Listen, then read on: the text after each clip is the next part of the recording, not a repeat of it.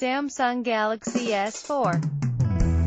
Galaxy S4 is an incredible phone. I have been using this unlocked S4 for past 2 days, helping a friend to migrate from iPhone 4S. My friend has been on iPhone and it also gave me a unique perspective. I used iPhone for a couple of years and been using Android for past 3+ years. I have used Galaxy S3, Note 2, and for me S4 is more like a S3s. If you have a Galaxy S3, it is perfect and there is no need to move to S4. The new features are more like minor upgrades for me.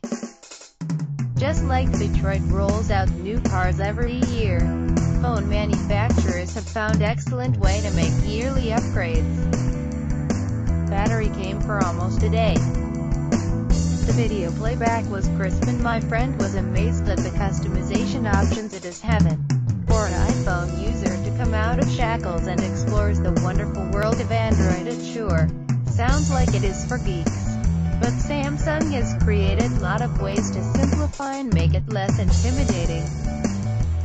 The easy mode is for one such reason. Samsung's addition of all those apps, commonly referred as crapware, is not as bad as HTC or LG. Android experience is classified as pure vanilla on phones like Nexus.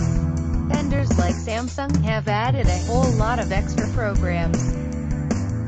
The S4 is a really nice piece of hardware. Aesthetically, it is light years ahead of my old Droid. My IFE settled on a white S4, which is very clearly inspired by Apple's consumer electronics design philosophy. I settled on the Black Mist phone and it's equally impressive, though a bit more rugged looking.